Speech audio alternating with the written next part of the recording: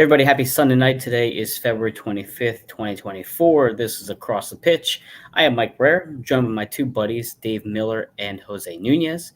Dave, we'll go to you first since your team, which I am proudly repping today, Gillingham, had the win this weekend. So how you doing today, buddy? I'm good. As you sort of said, huge win yesterday for the Gills. I mean, sets us up very nicely coming into the next couple of weeks. But, it was also good to, get to watch Union live again. It's been a bit of a layoff. Couldn't watch the game live in midweek, but, it was, from the looks of things, we certainly won't be getting bored watching Union games this year, whether it's for better or for worse. We won't be bored. I agree with you 100%. And Jose, I got to see your handsome ass face yesterday. How you doing? I'm doing all right, man. Exciting weekend. Obviously, first home game for the season. Unbelievably cold. I came home actually, and even in the hour-long ride from the stadium back to my house or whatever it was, 45 minutes due to construction, like I couldn't warm up. So even like laying in my bed with sweatpants and a sweater or a jumper, whatever you want to call it, was still so cold. And I actually feel sore in different parts of my body just from like shivering the whole time. You know what I mean? Like my abs suddenly hurt because I'm shivering for, I don't know, like, were those really 8 minutes of extra time at the end, or did that feel like 15? I don't know, but tell me you're over 30 without telling me you're over 30. Tell me you're shivering for 3 hours after the game has ended. No, it was cold. Actually, it was like I usually wear like just a hat like this, whatever. But I was freezing, so I ended up buying myself a little Union beanie. It was very nice. $29 at the store, on like the small stores, not the major store, So I agree with you, Jose. It was one of the coldest nights I can remember at Super Park, and we've been to plenty, I'm sure. But regardless, the Union pulled off a 2-2 draw. You could argue that they probably should have won 3-2, but we'll discuss that in a few minutes. But overall, I thought the game was kind of what we expected from the first home match of the season. In terms of the predictions, you two, congratulations, both nailed it. You had the Gazdag goal, and you had the 2-2 prediction by Jose. So we had some success on Saturday night. But we also had the Tuesday match coming up in about 2.5 days, so we're going to discuss that as well. But first and foremost, Dave, I'll go to you first. What were your thoughts on the match? Some players you kind of wanted to highlight or discuss today? I think it was quite a weird match, I think, in terms of like in the first half, apart from the goal, nothing really actually happened. I thought it was such a dull game. I think I remember messaging in the group chat saying like there's quite literally nothing to write about in terms of obviously Mike Gideon's report, which of course, if you haven't read it already, go to the 80 Sports website and check it out, read it, share it. But yeah, I was doing my player ratings. It was just such a half that lacked any real attacking sort of attacking threat from either side, apart from the goal, which obviously Semler couldn't do much of. Second half, things definitely burst into life more. You could see the Union had that intensity from the off. Do you know what I mean? Obviously, they were on the attack, similar to the second half against Saprissa, actually. They were very much, the Union looked more, more aggressive, more looking to get on the front foot in the second half, and we saw that immediately. They got on the front foot. They obviously eventually got the goal from Mikel Luar, which is obviously great to see him get off the mark for the season. And, again, both teams somewhat had chances to obviously go in front. And unfortunately for Semler, sort of, I don't want to say it's a mistake, but perhaps I will say a mistake from Semler obviously led to the Chicago second goal, and at the second attempt of asking Union.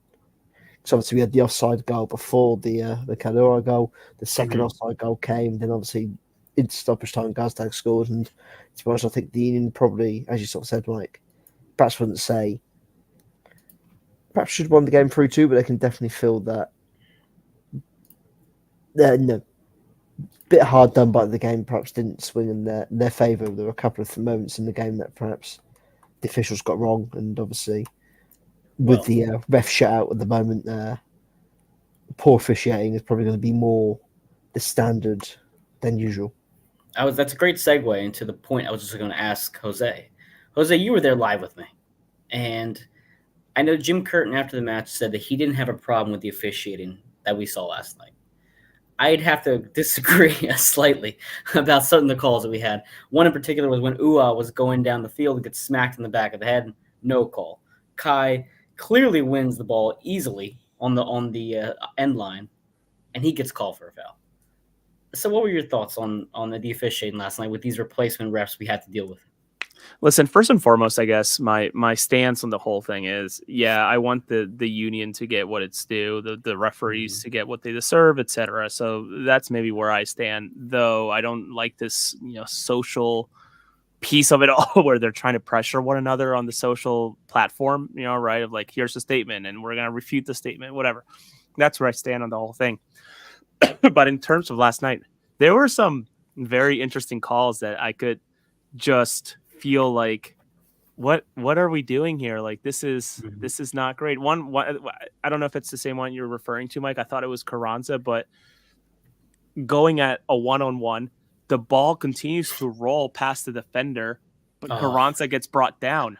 And I'm thinking to myself, yeah, no foul. And I'm thinking to myself, the ball continued to roll, but Carranza was brought down. Like, how is like that doesn't the ball wasn't even like, like deflected to either way or like the path changed. It was just a flat out, the ball continued, but Carranza's body was down. So I wasn't too upset about the officiating. What did upset me was, and Corey Rockwell, who's is a current MLS ref. He retired from international play. He and I connected over the weekend. We're going to get together and have a conversation, just like a 15-20 minute sort of recording. And he commented on Twitter of like, they got the calls that needed to be part of VAR right. But, and I got to reread the tweet, so I'm not like saying it word by word right now. Right. But his point was, a more senior crew or a crew with experience, like the ones that are being locked out or have been locked out, etc., would not have gone to the point of needing VAR for those calls, thus not extending the game 8 minutes or having the crowd go bananas for no reason. You know what I mean? So like, I appreciate Jim trying to stay out of it. Obviously, he dodged the question a little bit from the Inquirer on the pre-match press conference, and then just yesterday in the post-game press conference said it was fine. I too would probably disagree in terms of how the officiating went, but I also want to be very clear: the people who are there officiating right now, yes, they're not the actual referees. Both the union and Pro have been very open about saying, please do not harass these refs. They're doing what they can with the situation. And you don't even know, man, this could be their make or break moment to maybe get maybe get a better position, continue to like it's a platform for them to propel themselves, right? At the brightest stage in the American game. So like, yeah, it was tough, but they don't deserve any type of scrutiny beyond a normal referee. Not a stab, anything. It is a thankless job. I could never be an official, whether it be middle school, high school, college, professional. It doesn't matter what. Probably it's even worse in the lower ranks, like in terms of like school, because parents suck. Listen, I remember one time Aubrey used to play baseball, and we just had her in like these basic little league 5-year-olds trying to hit a ball and pick flowers in the outfield. And you had some parents who gave way too much of a shit if their kid was standing on second base. It's like they are 4. They want to pick their boogers and watch their friends have fun. Like, this is not that intense. So it's one of those things where I agree with what you're saying. It's hard for me to have some sympathy for these refs because it's like you're still should have some wherewithal to make the right calls. But again, I'm not a ref, so I'm not going to say it. But Valerie, who, by the way, Val, it was great seeing you yesterday, says, absolutely, reffing is a thankless job. And Vincent says, it's frustrating, but there's only one man to blame here, and it's not the replacement refs. And also a great point. To Jose's point and Vince, your point, they're doing the best they can. And they are put in a position that is somewhat not fair to them, really, to be in this spotlight and to be scrutinized for everything when it's really – they may not be ready to be in that spot. But I did feel like the refereeing last night was a bit almost NBA-like, almost like they were trying to look for the call rather than just letting contact happen and then go from there. But go ahead, Dave. Well, I mean, I don't know if the league's actually put out a statement or anything, or if they've changed the rules of the handball law changed this season. Because I don't know if you guys would see it in the stadium, but there was a clear as day, and no one, Bedoya was going crazy at the linesman. that during stoppage time. There was at the very, I was right in front of it. I saw it it was a clear as handball. day. Yep. I don't know if it was handball or if it would have been harsh if it was given, but going off the decisions that went against the Union last season and having seen some other MLS games and some penalties given for handball, that was a clear as day handball going off the handball rule or law in the MLS last season. So one, have they changed the law and is it now a bit more looser a bit looser in terms of the leniency with it, or have they just completely missed the call And that was one that people in the stands were calling for VAR there because we had already seen it now twice with the overturned goals. So like, okay, well, when are we going to get it in our favor at this point? Pat Bernard, by the way, Pat, great seeing you yesterday, says hello. JD Walker, also hello. Go ahead, Jose. Yep. What I want to ask, and Dave, obviously you work in the industry in terms of, being actual PR for a soccer team, though your views and opinions are your own. Disclaimer, disclaimer, disclaimer.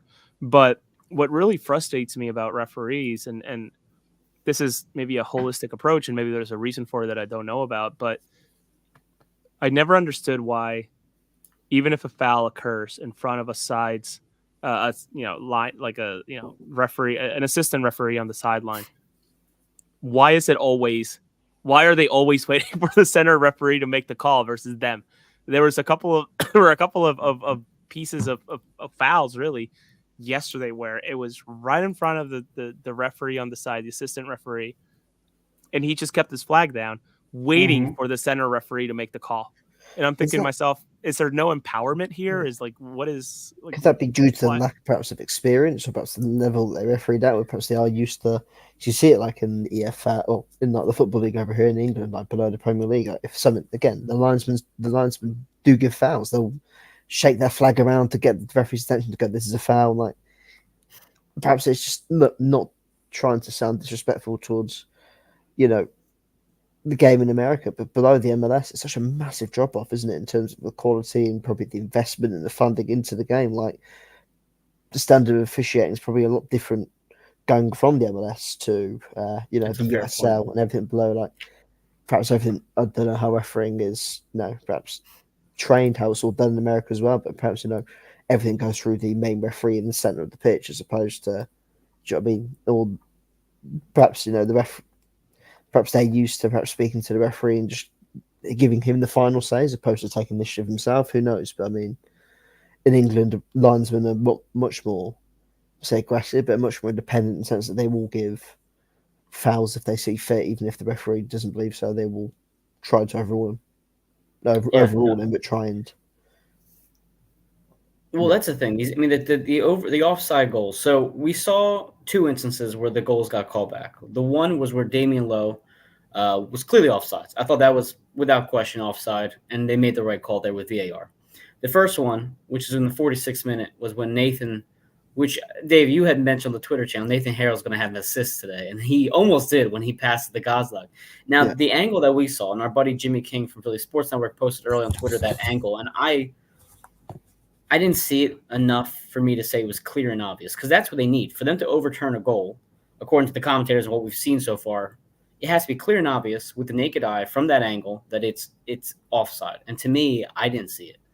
But again, maybe the ref had a different angle than we did, and we only saw that one. Even for the I think it was for the second overturned goal. I don't know if they showed it on the screen or not at the stadium. I don't think they did. So it was kind of, we didn't get to see maybe what the ref saw from an angle. But for me, I didn't think it was enough. But that's, again, is what it is. For Vincent says Damian Lowe was clear. The first one was far closer than not clear and obvious. Exactly. He says Cincinnati offside. The same exact thing. I was not enough for me to overturn it in one direction. But regardless, the Union still could have won that game. Is what it is. You walk out there with a draw. Now, when we were discussing the lineup last week on Tuesday, we thought that rotation was going to happen on Saturday, and they're going to focus more on the CCC on Tuesday. That was not the case. In the post-match press conference, Jim Curtin said, we wanted to kind of ride the confidence from that Tuesday performance, carry it into Saturday, and use that same lineup to then, get at least some sort of result at home. Now we have this lineup on Tuesday, just 2.5 days from now. Jose, what do you think this rotation is going to be? Because Jim Curtin has mentioned the rotation on Tuesday, and The thing is, on Saturday, we only saw one player come into the match as a sub, and that was Alejandro Bedoya. So what do you think for that, Jose? And this is where I think Jim Curtin might do Jim Curtin things, and I again respect the guy. Oh, can you hear me? Yeah, I got you. I'm saying okay. to what your comment No, is. I thought you said because he couldn't hear me. No. He knows far more than I ever will in terms of soccer. So I acknowledge that. Right. So I'm just an idiot speaking into a microphone. But I really do think that this might be a situation where he overthinks it and starts moving pieces that have been gelling so well, right? Like, can you imagine a lineup on Tuesday that doesn't have Nate Harriel and Quinn Sullivan? Like, I guess I can, because I think it seems like it's very, I mean, he put Chris Donovan starting against Inter Miami in Leagues Cup. So like, he's done crazier things. But rotation wise, man, I was disappointed to only see Bedoya come in with like 15 minutes left. He came in the 80th minute, yeah. Yeah, okay, 10 minutes left. So yeah, I'm expecting that, he's gonna break up a few things. I do think that it makes sense for Semla to start. Just let Blake really get healthy. Maybe he goes and plays against Kansas. I also do see a point to maybe pulling Glesnes out, just being very thoughtful and careful with that sports hernia that he got repaired at the end of the season. I make it sound like it's a car, but you know what I mean. Going under the knife. But then I think you then got to start thinking about these other center pieces. Like, does Jose Martinez maybe need a day off against a Saprissa game that has, a team that has a mountain to climb to make it through to the next round? So maybe it makes sense for a Jose Martinez to step out and let Jesus Bueno take it on and go from there. I would also argue that maybe even Gazdag, just get him a night off so he doesn't have to run, but have him ready in the case that he's needed. So I could see, honestly, 6 or 7 players being rotated, but I don't think you'll do that. I don't think you'll go to that extent, but I think you'll see a good bit of new faces. I don't think you'll see any debuts, but you will see some rotating faces. Yeah.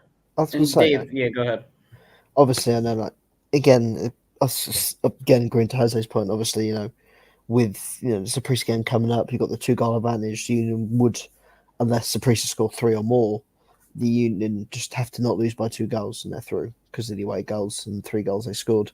And of course, I mean, just looking at the fixture list coming up, of course, they've got to travel to Kansas City next Saturday, but then just following on for that. So, again, there was no rest. You've got to play the CONCACAF Champions Cup immediately straight afterwards against the Pachuca again on the Tuesday, and that's another 2 week, another 4 games in the space of 2 weeks.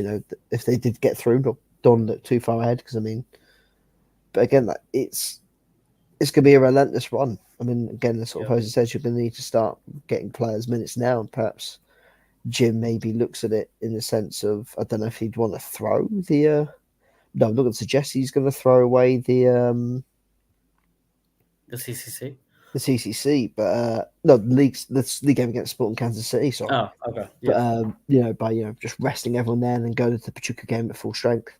But perhaps he perhaps makes certain changes ahead of Tuesday's game. Perhaps takes out Quinn Sullivan and gives him a rest. Again, he's 18, 19 maybe. Again, you don't want to run a young player like him into the ground too early. Might give Olivier and Bizer some minutes.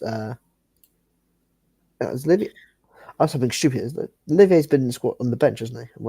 So Olivier was suspended for the first match for the CCC because of the red card against LAFC. So he's good to go now. I thought so. Yeah. They might make some changes there, and coming into the Sporting Kansas City game, you make some other changes. And at least everyone's had a break between now and between the 2 games, and then you head into that Pachuca game potentially. Straight off 5th of March. Kansas City, yeah.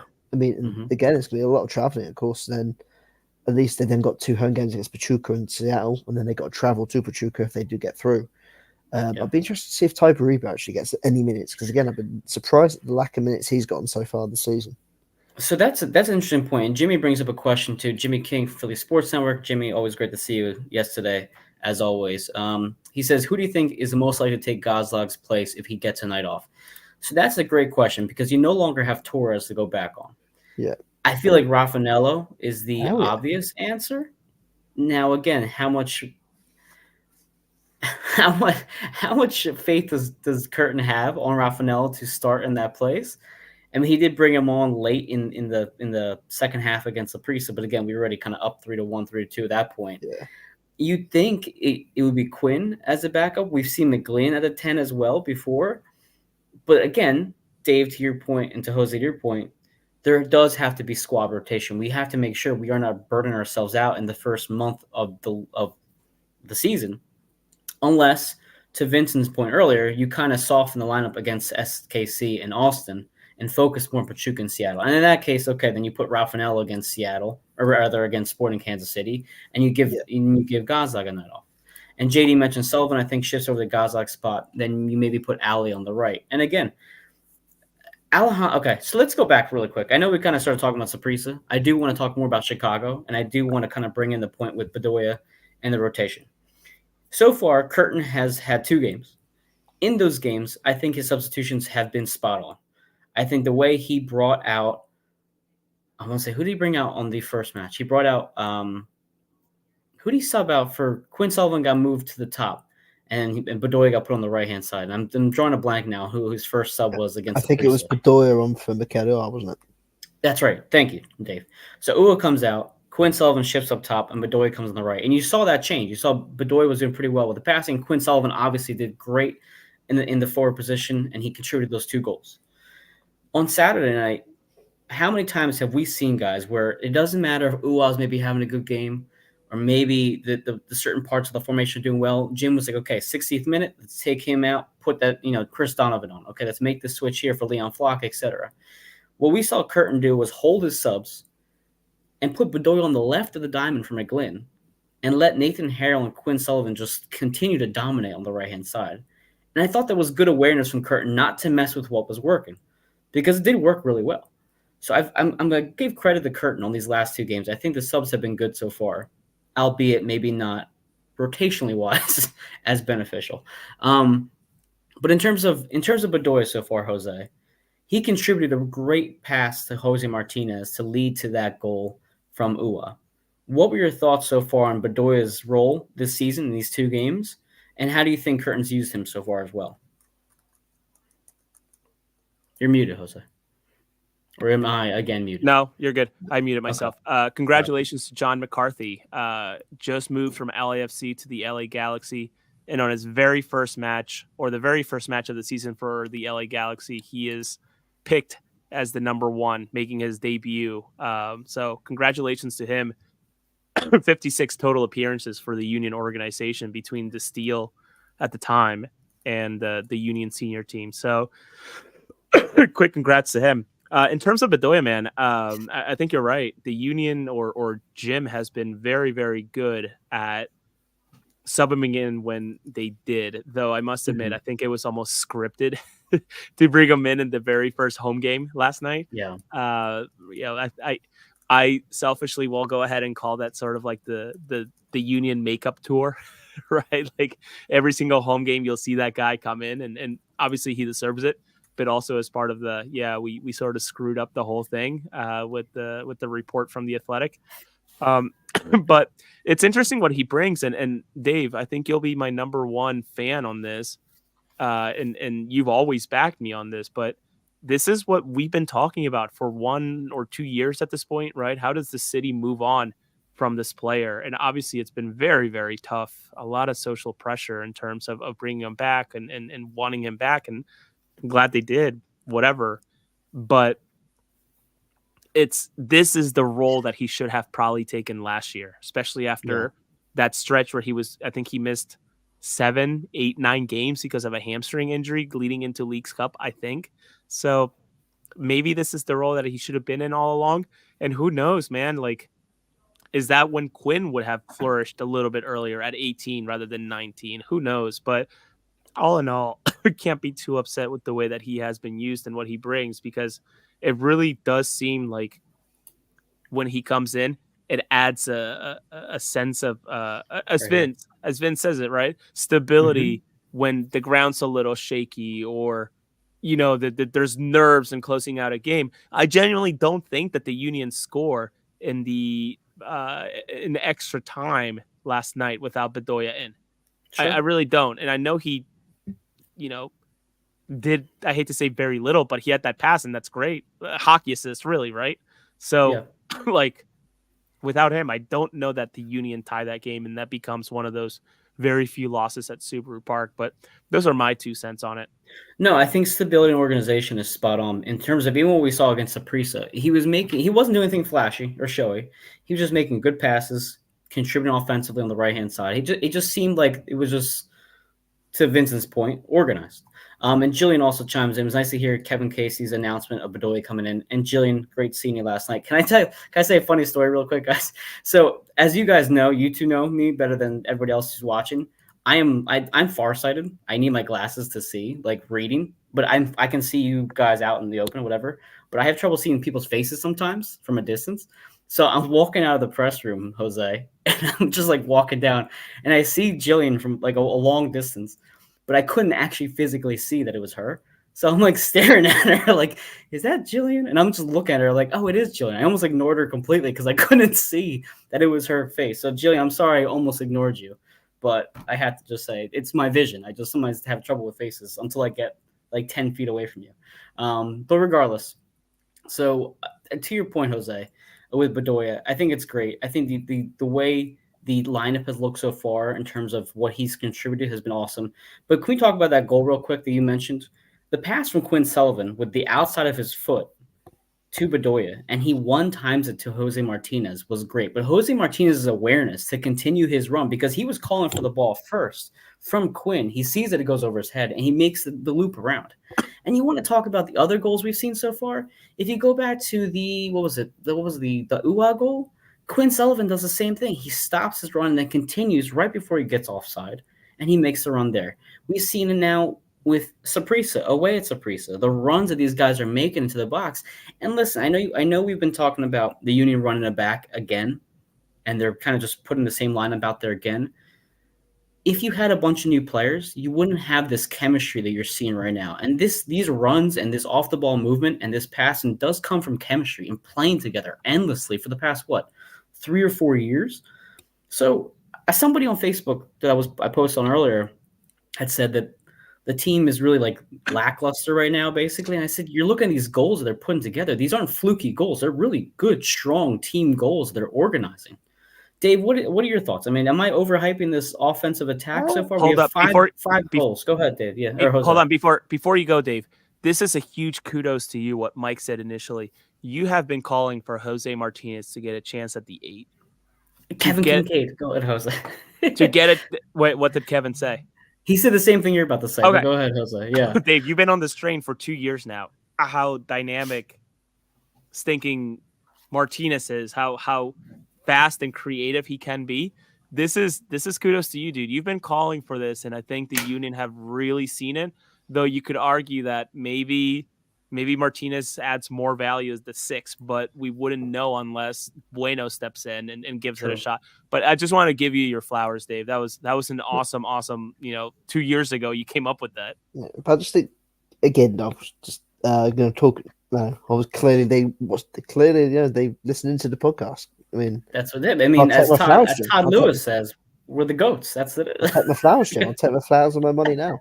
No, in terms of, I mean, again, it's Martinez is such a dynamic play, and and I think perhaps maybe it's the difference in tactics, maybe it's a difference in approach, but we didn't see these sort of goals last season. Having players making up the ball runs, making more advanced runs to get in behind. Having players playing off each other. We didn't see that. We didn't see that last season. We didn't see it the year before. It was players get the ball, players stand there and hope. Do you know what I mean? There wasn't players trying to work into space or create space for others. Do you know what I mean? We haven't seen that for the last couple of years. So perhaps that's something they've been working on this offseason, which is obviously great to see. And obviously, I'm glad also you guys sort of brought up, the man of the goals. Because you look at the goal in I think it might have been the equaliser in Saprissa. The way, again, I think the ball was playing to Gastag's feet. I think Ua's feet and Gastag making that run, overlapping run in behind to sort of get beyond him. Just players are moving into the space that's there and actually taking risks off the ball as well as taking risks on the ball, which we haven't seen in the last couple of years. I think we've said it a couple of times, Mike. Probably Jose as well. The players would get the ball and they'd shit themselves, and they'd be like, yeah, okay, what do we do here? Do we play it simple and go backwards? Do we play it like? But they're actually playing these more intricate passes. They're trying to take the risks. They're trying to play the game between the lines, and they're trying trying to thread the needle. And that's what this team perhaps when you do lack pace, and when you do lack more direct players, and obviously I'm gonna have a really outlandish shout in a minute, and I want to see what you guys think of it. But Uh-oh. when you guys play, when you actually play these more like when you have got the players that can actually thread the needle, like Jack McGlynn's and even Jose Martinez, Ali Bedoya, these sort of players that when they do take risks of their passing, do you know what I mean? Like good things happen. And I think perhaps it's taking Jim a couple of years to realise, and perhaps this off season, him and his coaching staff have sat down and thought, yeah, things have gotten a bit stale. We've become a bit predictable. But do you know what I mean? We haven't. Last year, watching the Union, it was like pulling teeth out. Like it was so frustrating. I think you look at the Chicago game last year. Like, of course, the Union won the game 2-1, but it was like they ran out of ideas. It was actually get the ball out wide, cross the ball, get the ball out wide, cross the ball, get the ball to Bedoya or whoever played on the left, Leon Flock on the left. Wait for the overlap, pass the overlap, across the ball. Do you know what I mean? But now you've got more players making runs off the ball. If Jack McGlynn's got the ball in the middle, I think we saw it in the first half. He literally had the ball in the centre circle. Nate Harriel's made a bursting run down the wing, and instead of just passing it to Kai Wagner, he's played that ball in between, in the gap or in the space that Harold ran into. And it was such a good ball, and we've been seeing more of that player again. I'm just so happy to see them running into space, and not only is it going to perhaps make the Union more dangerous in terms of going forward, it's going to make teams defend the Union differently as opposed to what we saw last year. But my other shout is I think Quinn Sullivan could be the next Senior in terms of what he offers out wide. What he offers out wide, playing on the right. Dave, I'm not going to disagree with you because I sat in the river end for the final 25 minutes of the match, right? But I was more so towards the right. We're right in front of Quinn Sullivan, Nathan Harriel when they were coming down. And man, the two of them work together so well. And that's what Curtin highlighted as well. I mean, he mentioned the right side of the formation was playing so effectively. And there was one sequence where it was Nathan, Quinn, and Ua together in a very tight space. Ua, by the way, played a whole match. Good for him. Very tight space. And you see them just boom, boom, boom, boom. These passes were so effortless, and they were just they seemed poised and calm with the ball. But I thought, man, Quinn is really just stepping his game up. For one, the shot that he missed in the first half, the start of the second half, I mean, he missed it by an inch. He just barely missed that. But you saw it against Saprissa, and you saw it again last night. He's not winning one-on-one battles really effectively. He's just making the right move at the right time. And also, they're going to go back to these. Oh, I like what Valerie's saying, Quincinho. Put that on the shirt. I like that. Vince says the poise started with the subs on the road at New England in that playoff game and has evolved into something else this year. And I agree. They just seem like the players like McGlynn, Sullivan, Bueno, they have gone through their growing pains over the last 2 years. And now we're finally seeing a more finished product of what they can be. They're not teenagers anymore. These are young men now whose skills have been taken to the next level. And now teams really have to be mindful of McGlynn and Sullivan and even Nathan Harriel, who I thought made some great runs last night. They can actually now play at a veteran-style level. So it's, to Valerie's comment earlier, is it too early to get our hopes up? Dare we get our hopes up? I'm pretty pumped up. I don't know about you, Jose. I'll selfishly plug. I put out a post on Twitter earlier, and I'll flesh it out a little bit more. I spoke with Quinn. The press spoke with Quinn, but I was with him initially and got like 2 or 3 questions and then a 4th question. But when I asked him, self-reflection is usually pretty tough. I'd love to hear from you, Quinn. How do you assess your first 2 games this season? And very open about, I feel like I'm doing great. I feel like I'm getting the chances. I am, however, maybe making mistakes in the final third, and I need to improve on that. But all in all, I feel like I've had a great start so far, and I hope to keep it up.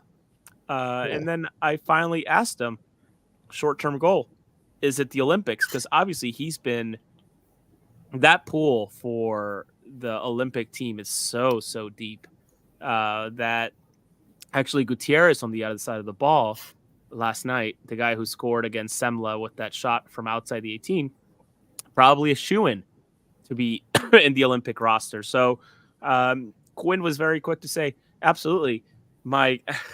It's crazy. My cousin, Chris Albright, represented the U.S. in the Olympics. So I was like, that family tree is freaking incredible. Of course, I would love to. It would be an honor, and that's what I'm shooting for, of course. So he has hopes and goals to somehow finesse his way into this roster. It's coming so fast over the summer, and in July, I think it's the Olympics. So there's a friendly there, or I know there's one friendly announced. I've heard rumblings of a second friendly announced for the Olympic team. We'll see.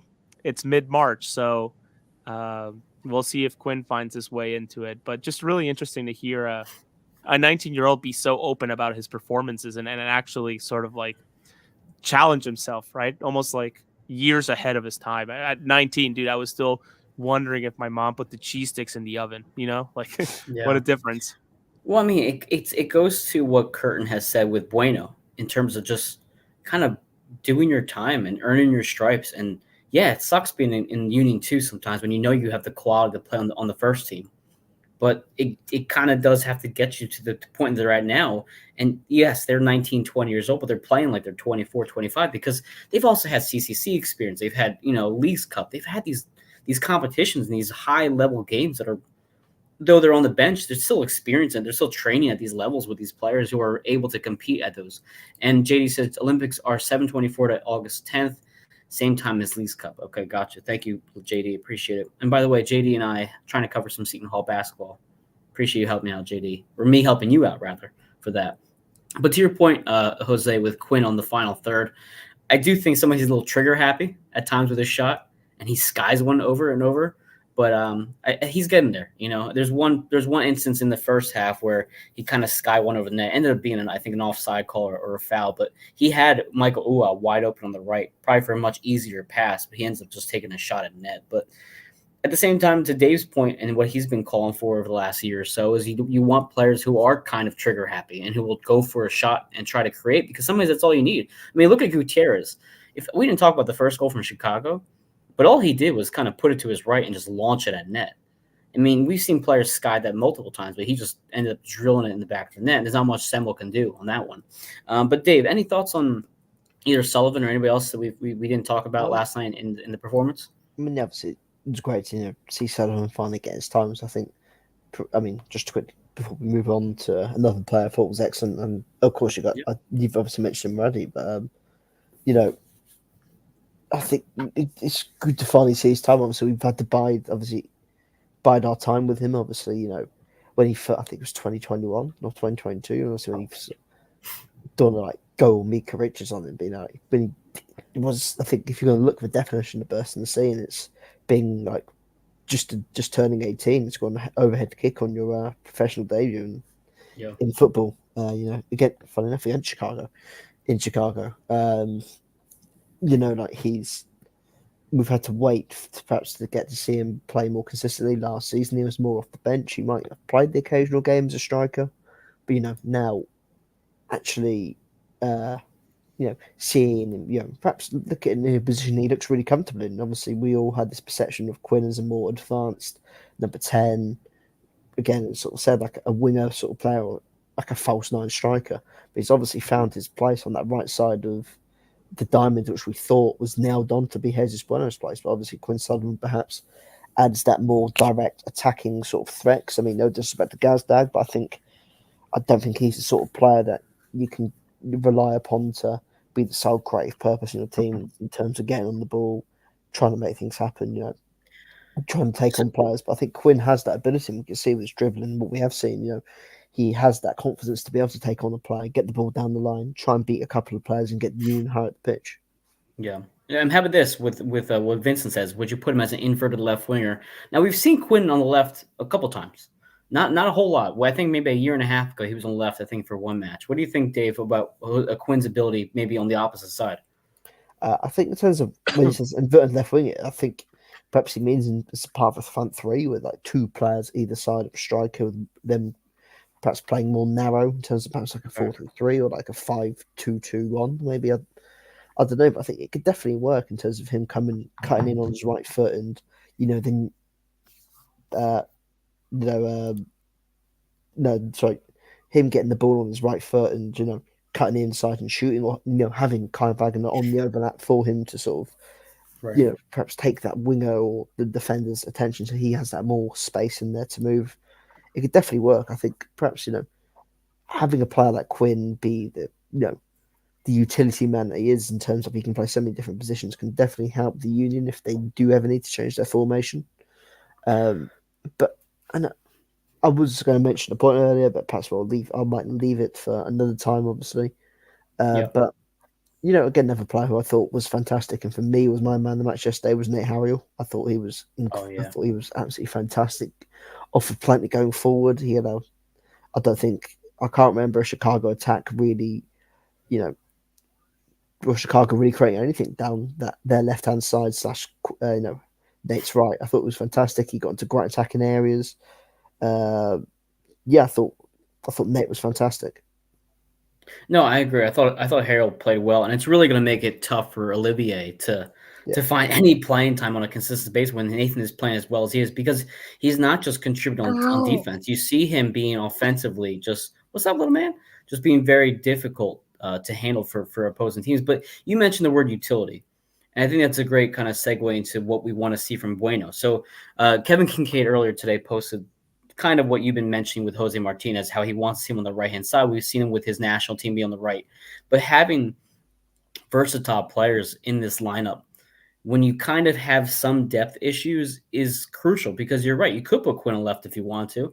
You could put McGlynn on the right side of Dom. You can have Bueno on the right. You can have Bueno on the 6. You could put Quinn at the 10 if you really wanted to, or as a striker. You have all these options now to play with. And I would love for Jim to at least try one game with Bueno at the 6 and Jose Martinez on the right. And then I know that we've been kind of calling that for a bit now, and we've seen Bueno on the right and Martinez on the 6, but I would love to see it the opposite direction and see what we could do with that. But I think the utility of these players and the versatility that they have, and we look at Harriel too. We've seen him.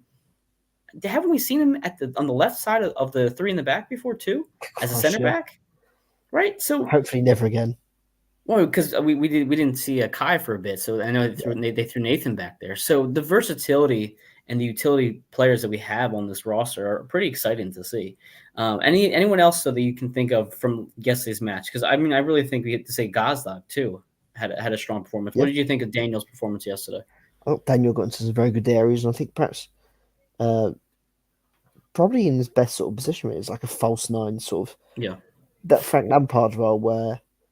Lampard was much more well known, not as a creative midfielder or like an engine room midfielder or a midfielder who could, get on the ball and take control of the game, but perhaps more of a late runner, getting into attacking positions being there in the right place at the right time, which obviously was so important for him when he scored those 20 plus goals season a couple of years ago. But again, I think last year the biggest criticism of Daniel was, the fact that he was struggling to get in those positions to perhaps create the chances, and he was only scored from the penalty spot. So to see him get off the mark so early this season from open play is massive. It was massive, I think, not just for the team, but his confidence and the fact, okay, he was offside for a couple of chances. He was offside for a couple of those chances. Obviously, he was offside for the one we hit the post from a couple of yards out in the first half. He was offside, obviously, for the goal. But it's good to see him making those runs and off the ball runs to get into those positions where he feels like or knows where the ball is going to be, or going to be played into, or is going to sort of deflect. And that's what sort of a player like Frank Lampard did. He always got on those. He was always hovering around those positions or making those late runs into them areas to take advantage. And perhaps that's when you do become unmarked again for all 3 of those chances, not just the one we hit the post where he managed to sort of peel away in behind Carranza unmarked. The second is offside goal, which again, he was unmarked. He did well to make that sort of delayed run and come away or, peel away from his marker. And then the actual goal itself, there was not a player around him for all 3 of those chances. So again, perhaps he's finding his feet again at what makes him tick or what he's best at. And just again, moving to the point earlier, that's what the big differences between this team from this year and last year is already is the off the ball movement, the creativity in terms of making the movement and trying to create stuff off the ball as well as trying to do having players on the ball, trying to do stuff. Players are off the ball, trying to find the spaces that they can utilize and they can take advantage of. And again, 2 games, 5 goals, can't do much better. No, and I'm going to bring up a point in a second about Daniel, but Vincent says Carranza was all over the place in possession, coming back deeper and allowed Gaza more freedom, moving wide and forward more. But Dave, you mentioned Daniel, and I want to just also highlight, if you go back to 2023, last year, he got a grade 1 knee sprain in August? It was during the Leagues Cup. Remember, he missed the quarterfinal game. But I feel like after that, he never was 100% with his knee since then. So if you're going back to August, and we played until November, right? Mid-November, early November of last year. I don't remember if Daniel really ever healed from that knee sprain. I think he tweaked it a second time too, if I remember correctly. And if somebody out there remembers if he did or not, I could have sworn he tweaked his knee again. So not only does he look more comfortable and free right now, but he's also healthy. At least you think he's healthy. Yeah. But the Union so far, I mean, yes, Elliott missed the game, is missing right now because he had, I believe, an injury or so. But this team's coming back healthy. And if you have Gazlag healthy and playing the way he is, I mean, it gets even better. And then, Valerie says, he did hurt his knee again. Okay, so look, he played, 2.5 months on a bad knee? That impacts the way you play. That's going to do it too. But honestly, I love just the fact that he's scoring and it's not at the penalty spot. And Jillian says Daniel was very good last night. Great pass to Quinn Ua, and that header was a chef's kiss, which was great. And also the fact that he had a header for a goal was bizarre to see because he just doesn't do that kind of stuff. No. And Valerie mentions, Vince mentions, you're correct. Lessons, Gazlag, and Flock played through injuries that tweaked again. So I'm happy for Daniel. I think scoring open play is important right now, both for him and Michael Ua to get these goals right away. We saw Carranza obviously break through with the hat trick, but we need these top 3 to be clicking at the same exact time. And that was what we did not see last year. We didn't see these players clicking at the same exact time. They were like, okay, Ua had a couple goals, and Daniel hit it from the penalty spot, and Julian had a concussion. He was out for a bit. So it's just one thing after another. So I'm, again, happy for these forwards to get going. Jose, go ahead. I would actually argue that you don't want them all clicking at the same time. Okay, because that's the idea of sort of having like a trident sort of thing with strikers, right? You want when Carranza's on a bad run, you want Mikel Ua and Gazdag to take over, but then Gazdag goes, let's say, injured. You want the other 2 to step in and sort of, you want them, you want them all to be sort of consistently scoring, but I don't think you want all of them getting hat tricks on the same game, and then having a drought. So yeah, it's really interesting to sort of hear a lot of things are going well, and obviously it's only game 2 of the season, but I really do feel like it's crazy to think that for as much as we think about depth, the Union within the next 2 months will get a brand new midfielder back in terms of Leon Flock coming back from that torn pec. So it's crazy to think that, like, where do you put him, right? Or if you're Leon and you're watching the performances of Jack McGlynn. Jack, who's played great. Right. Leon's probably like, what am I going to do? Like, there's very little for me to do to gain that spot back unless, rotation, I suppose. And as I think it was JD mentioned the dates of the Olympics, that's when maybe Leon gets his tryout, right? Because Jack's certainly a shoo-in for the Olympics, but who knows, man? It's a win and a draw so far, but I had such low expectations going in considering the roster that it feels like this is an awesome victory so far. Yeah. Go ahead, Dave. I also say, Jose, I agree. But I think again, like as you sort of said, in terms of the 3 strikers clicking, I think, I'll make a couple of points quickly. Obviously, in terms of strikers clicking, I think I agree with Jose's point. You don't want them all scoring in bunches at the same time. You sort of, it's great that I think at one point it's great that they've all gotten off the mark early in the season. Mm-hmm. And so, we're not sitting here waiting in 10 games' time. We're like, fuck, Gazdag still hasn't scored this season, or Ua still hasn't scored. They've all actually scored. But I think, again, like, just watching the games, the first 3 games, like, you're not sitting there going, what the actual hell is Uar doing? Like, what's Gazdag contributing? Like, we had so many times last year, like, Uar would be a passenger all game. He would never be involved. We look at the chasing, the running he did yesterday, putting Chicago under pressure. The way he performed on the way he performed in Saprissa was right, chasing down lost causes, trying to cause havoc and, causing issues. I mean, it's great to see. And that's the second point as well. It's amazing what happens when you keep a player like Mikel Uar in the game. The club's record signing, as you sort of alluded to in the substitutions earlier, Mike. Jim was perhaps become more poisonous changes instead of just making changes for the sake of making changes at the allotted times he always makes them. Like, oh, it's 55 minutes in the game, or we've had 10 minutes in the second half, or we're in the hour mark. I've got to take off one of my strikers now to keep things fresh. Well, no. You've signed this guy for X amount of money. He's one of your best strikers. Keep him on the pitch, because that's how, that's where your goals come from. Mm-hmm. I mean, that's when your best players do. That's when your best strikers do end up scoring the goals, because when you leave them on the pitch, when teams begin to tire, I mean, and it's going to do who are the world of good. It's going to do in the world of good. I agree. And Vince says we're going to need depth for the potential call-ups, but Leon Ale Bueno as subs to close out a game is a scary good thought. And that's kind of scary. Again, I think we've mentioned before having Leon be that like closer sub where he comes in late on game, maybe 80th minute, 75th minute, we're up 2-1 or 3-1. You just need to close out the game. You just need a defensive mind, because the problem with Leon Flock coming in, I mean, this is now 2 months ahead of us. We're way too far ahead talking about this. But my concern with bringing Flock in on a steady, consistent role is messing with the dynamics that we're seeing right now. The passing is so good right now. And Flock has been a player that has been so defensive-minded just because his offensive skill has not been there. I'm curious. We've seen the growth of all these players around him. I'm kind of curious to see what he can do now. I mean, this is his third year with us now. I mean, has his passing got better? Has his shots have been better? His crosses? Like, what has he done in the offseason to help compete? Because to Jose's point, you're right. If you're looking at all these players in front of you, how do you find minutes at all right now if you're Leon Flock, if it's not for a call-up or an injury that kind of causes that? But again, Jose, go ahead. I was going to say, honestly, Leon, I don't know, man. Like, I wouldn't be surprised if Leon gets a shake at Union 2 for like a couple of games to kind of like bring him back. But the Union obviously rate him. Oh my God. Okay. I have the LA Galaxy game next to me. Miami looks awful. So that's great.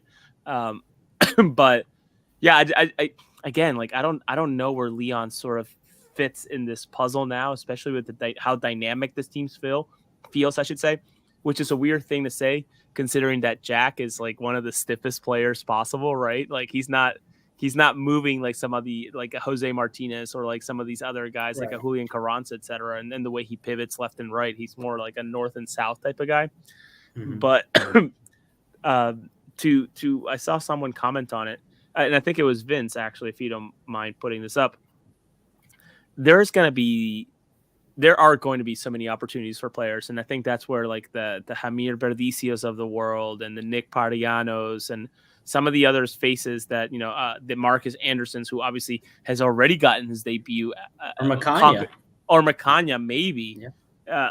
That during Leagues Cup. Leagues Cup might genuinely be a Union 2 tournament for the Union. The Union 2 lineup today look good, by the way, but go ahead. Yeah, no, the Union. Yeah, no, and I'm not calling that as like, it's not a knock. It's just like genuinely like Gazdag. I think the timing's interesting. Where like I think potentially Bueno and Martinez are out with Venezuela for Copa America, and then you have the young bulls of Nate Harrell and McGlynn probably in training camp for the Olympics, and then you think there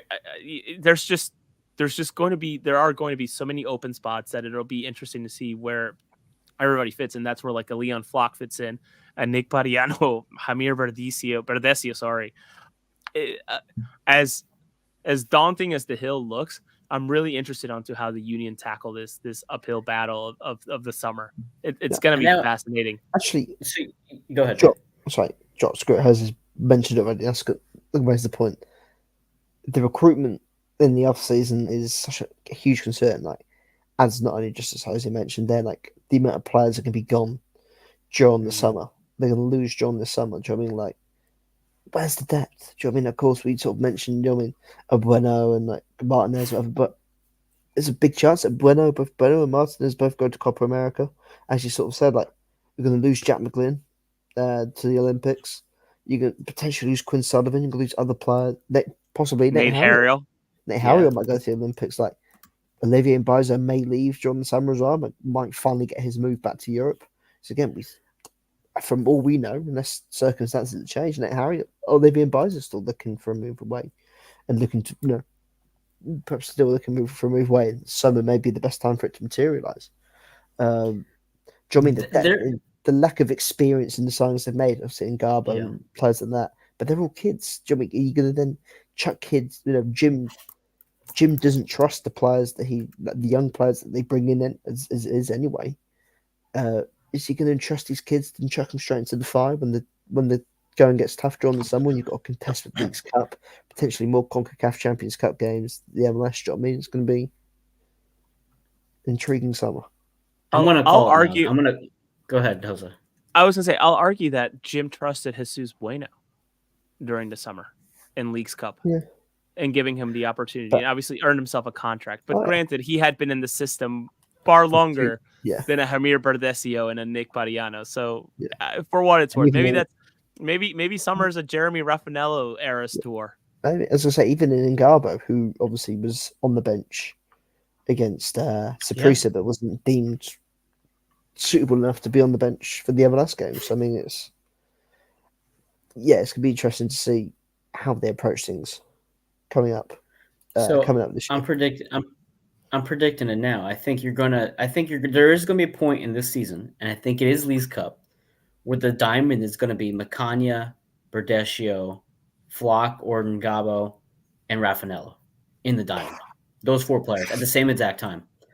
And I don't want to say that, but I think with the calls, I do think the Union can advance in the Champions Cup with the way they're playing right now. I do think that Jim will put Leagues Cup behind these other 2 tournaments. And maybe to Jose's point over the past year, who is Curtin to say what competition he can choose to focus on, because we haven't won anything really yet. But I do see that being a Union 2 kind of showcase in Leagues Cup. So I do see that, that formation being there, us thinking, oh my God, like, that's a bunch of guys that we don't really know about playing these highly competitive games against some Liga MX team. But I think that's kind of what you're going to do with them. We're going to see that at that point how well Tanner has scouted these young players like Macania, like Berdesio, like Ngabo. Does Odada come back maybe in the summer? Jose, you know more about Odada than we do. Do you think Odada comes back at all off loan? I know you talked about him on Friday. No, after reading that report, he gave that small interview with the Kenyan news outlet, Pure Sport, I think was the name of it. Yeah. I don't know, man. Those comments were pretty open to him just maybe finding a move away. So I would think, I don't know enough about the deal. My guess is that maybe there's a buy option. Who knows? And maybe Albor, I guess they're sort of shaping up to move up to the next division, get promoted. Maybe they go ahead and buy him. He just actually scored a banger of a goal. I got a post online, but I can't imagine that Odada comes back after the comments this past week. Is this the Matt Real breakout tour with Leagues Cup? That's the one guy we haven't said anything about today is Matt Real. So is Matt Real going to be on the left-hand side of the diamond, just thriving with the rest of them? We'll see. I mean, Vincent mentions I don't mind the idea of a play the kids Leagues Cup, especially with the big CCC run. And I think, Vince, you have to just learn from last year. These players are run to the ground because you focus heavily on every single competition, every single game. I think you do have to sacrifice Leagues Cup, especially if you do advance to the CCC, because frankly, the Champions Cup is far more important. But I digress here. So 2-2 draw, some pros, some cons. I think overall we should be happy with 4 points in the first 2 games of the season, considering the elements, considering the turnaround, the travel, that kind of stuff. But we do have a game on Tuesday night. It is, I think, at 8:15 on Tuesday night. It's at Super Park. Jose, I know you're going to be going there to Super Park. Dave, obviously you're not. But can you watch, Dave, from England? I'll probably have to watch in the morning, so I'll be at work. So it's on YouTube, so I'll be able to tune in on YouTube. Okay. Gotcha. I'm going to try to make it Tuesday night. Depends on my work schedule, stuff like that. So let's do a quick preview of this game, just formation-wise. Dave, or Jose, rather, what do you think a formation's looking for against Saprissa on Tuesday night, knowing Jim Curtin is going to rotate probably a little heavier than he should? I think it's going to be a rinse and repeat formation-wise of what happened the first game. Genuinely, even with the characters or the faces rotating, yeah, they had a slow first half, but man, after talking to Eddie Mendez from the CRC Football is Back account, who's an incredible wealth of knowledge about Costa Rican soccer, he was very quick to say, listen, if the Union go with that formation, and they did, it's just going to be an absolute wreck for Miami, for Saprissa, because Saprissa is just not set up to withstand that type of pressure in the middle and then getting it off to strikers, etc., which is exactly what happened the second half. The first half, obviously, that disaster of an own goal from Glesnes, never mind probably the worst game we've ever watched Jose Martinez play. It was very, very bad. I just don't imagine that there's a repeat, no matter who's in the number 6 spot. So I think it'll actually be the same formation, just different faces. I think Damian Lowe sticks. I think Kai sticks just because he's a machine. I think Mbaizo gets in some way, shape, or form. Bueno, Quinn, maybe. I'm not sure. Either Carranza and Ua stick, maybe both. It'll be really fascinating. It's so hard to predict what's going to happen on Tuesday or what's going to line up on Tuesday, though. It should be posted online come 5:30, 6 o'clock on Tuesday. And as Vin says, weather should be just okay. Listen, Vince, I'll take 53 and raining here versus what we just experienced on Saturday, which was 19, 15 and windy. That was awful. It was bad. Listen, for shorter people like myself, Jose, I hid behind others. That's the best I could do. You did. That's why you tall folk had. What'd you say, Dave? That's why I need roofs in these stadiums, man. Crikey, what? You wouldn't have to go to games, wearing ponchos all the time, having to put like 5 layers on so the rain doesn't seep through. Get some roofs in these stadiums. Oh man. Well, I mean, I think we people have mentioned like having some sort of retractable stuff over certain parts. I don't think that's going to happen anytime soon. But when you have that river behind you, man, you just feel the cold, like just hitting you so much harder. So once I got into the river end, I just tried to kind of tuck myself in wherever I could because it was just not a pleasant feeling. But no, I think I know Jim has always mentioned over substituting your lineups will typically lead to a bad performance. I don't think he rotates more than 4 or 5 players. I do agree with Bueno starting. I think you might even see Bedoya start because he's only played a little bit, of intervals these last 2 matches. He says Julian says hot hands for the win. I don't know. It's hard to predict these lineups because you're right. We don't know how he's going to approach it. So I could see Bedoya start on the right. I could see Bueno in the 6. On the left, I think McGlynn goes again. McGlynn's also a machine. I don't know if Matt Real comes in at all. Maybe he does a little bit in the second half if we're up by enough or whatnot, just to relieve Kai, because Kai did have a hamstring issue last year. If I remember correctly, again, somebody correct me if I'm wrong. I thought that was Kai Wagner's first hamstring injury for Julian says, I meant for keep him warm. Okay, my apologies. But still, it goes both ways.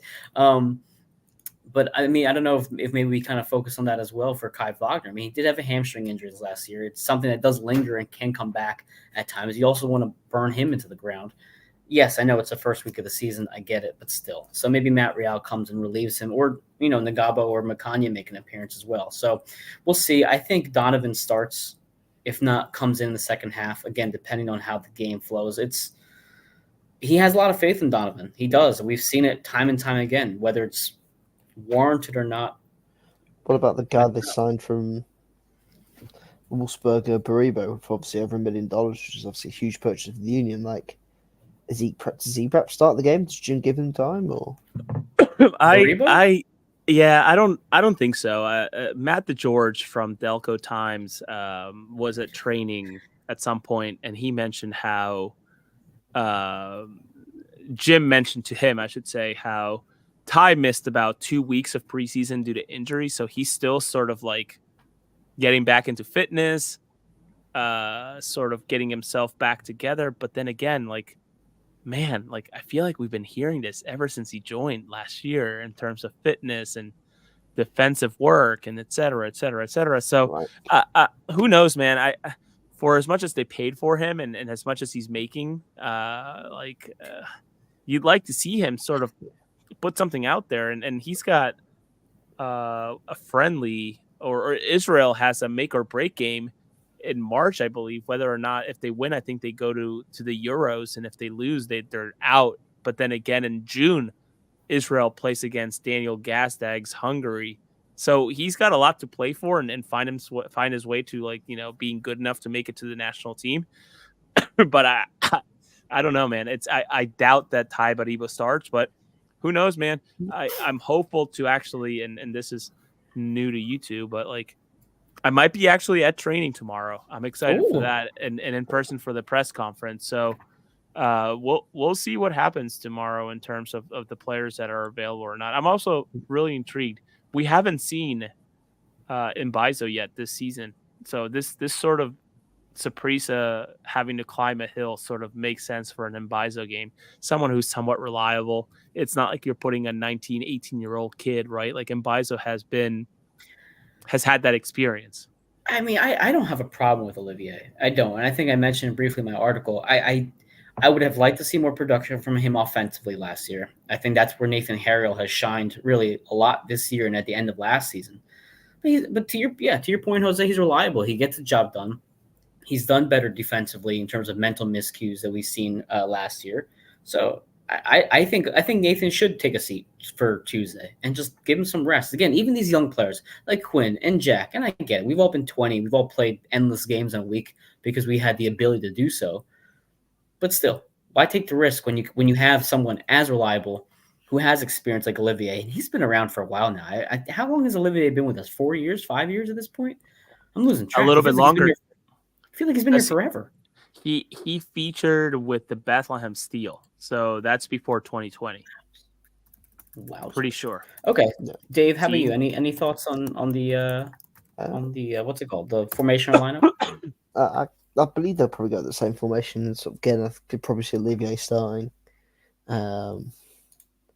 Maybe I don't know if Fernando starts, but I think he could get more meaningful minutes depending on how approach the game in terms of, if they go 2-0 up in the first half, Saprissa have to score 4 goals in the second half. Perhaps Jim, I'm not saying it's going to happen. I don't want to jinx it, but say hypothetically, if the Union do go a couple of goals up in the first half, like, perhaps Jim says, "Sure, we got to go to Kansas for Saturday night. Okay, we'll bring Gazdag off, we'll bring Carranza off, we'll bring Martinez off, or if whoever's playing, we'll bring the starters off, and then we'll chuck a Raffanello, we'll chuck in, we'll chuck in these not bench players, but these rotation players. Jesus Bueno will bring these players on to give rest. Who knows? I expect the same formation, but I think it's disappointing. Obviously, you could go to the Baribo point with Jose. Obviously, if he's not fit to start at the moment, and I think you did, Jose, like we were told this last season, barely played last season. He was just getting accustomed to the league and everything. Like, but we barely saw him play last year, even like in the playoffs when he needed goals, he didn't come on, and he didn't when the Union needed a goal or when looking for a goal against Saprissa, he didn't come on. And again, when the Union needed a goal on last night, he didn't come on. Like if he's not fit enough to play, even off the bench, he shouldn't be in the squad. That's very fair. Jose, I'm going to hit you with a little... go ahead. Sorry, Dave. I was going to say, if he can't contribute off the bench or he's not fit enough to come in and play, he should be in the squad. Okay, you can have him train with the team and everything and do the whole match day experience in terms of the warm-up, warm-down. That's absolutely fine. Teams do that all the time with players who are getting fit. But if he's not fit enough to contribute, and it's just in general for all players, if they're not fit enough to contribute or they're not fit enough to play in the actual game, even off the bench, don't put them in the squad, because then it just quite situations like this. And that's why you have someone like Marcus Anderson coming in as a potential person who's going to steal those minutes, or even Quinn. I mean, look if you look at what Jim Curtin did on game 1, he shifts Ua out, and rather than just having a striker for striker replacement, puts Sullivan out of his 8 up at the striker spot and just puts Bedoya there. So it's if you're having players like Sullivan and Donovan and all these other people contributing, why use Ty? So Jose, I'm going to hit you with a little blast from the past here. Okay. So I looked it up. Olivier Mbaizo. In 2018, he joined Bethlehem Steel to join his fellow Cameroonian Eric Ayuk. Yep. 6 years ago, and Eric Ayuk is a name I haven't heard in quite some time. But listen, it's been a minute. We're in an hour and 10 now. I Todd Lewis this episode. I'm sorry, but it was a good conversation. So we're gonna go Tuesday night. We have a game against Saprissa at Super Park, 8:15. I believe it's on FS2, if not on FS1, one of those channels. As of right now, I don't know when our next episode will be. Maybe next Saturday, Friday, Jose, maybe before the Sporting Kansas City match. What do you guys think? I know I can't make it Friday, so. Well, Tuesday there will be a conversation again with Eddie Mendez of CRC Football's Back. So another 15-20 minutes sort of rehashing what happened against Saprissa, what Saprissa needs to do. And actually I got Mark here, Kelkenberg, who helped us out with the draft picks that the Union got. He'll hopefully be able to join us in the press with the game on Tuesday, but he actually shared with me Saprissa lost over the weekend despite being a man up. Oh no. What was it, 20 minutes? I'm sorry, they tied 0-0 their last game despite being a man up for like the last 15, 20 or so minutes. So they're not coming in great form, and Vladimir Quesada, who is their coach, has already sort of been in shaky ground because of that's a team much like Germany. If you're a Bayern or a Dortmund and you're not in the top 2, top 3, maybe top 4, you are just gonna be fired. And right now, my understanding is Saprissa is actually number 4 in the league standings right now. So who knows, honestly, if Vladimir Quesada is sticking around for Tuesday. But just wanted to set the table a little bit better there with the shape that they're coming in. But who doesn't like a comeback story? I don't like it against us, but we'll see what Saprissa comes up with. But yes, Eddie will be in, and with Mike's help, we'll get that conversation on podcast and certainly on video on Twitter. I love it. Okay. We got a lot to look forward to. And again, hopefully Mark can be there on Tuesday and I get to meet him. Looking forward to that match as well. So he's a lot taller than I imagined. Well, that's me. That's with everybody for me. So at this point, that is what it is. So anyway, guys, thank you so much for joining us tonight on your Sunday evening. Valerie, Vince, Jillian. I think I might have missed somebody else who commented. Appreciate you guys joining in and helping in the conversation. JD Walker as well. This is Across the Pitch. We're trying to record a couple times a week if we can, at least once a week, pending the schedule. That's Dave Miller, Dave GFC Miller. He covers the Union, as well as Gillingham, who again, they took care of business on Saturday. They took care of business. Jose R. Nunez 91. That's right. Jose R. Nunez 91 on Twitter, doing Substack stuff. Great work so far, Jose. It's always great seeing you again yesterday, buddy. Hopefully Tuesday night too.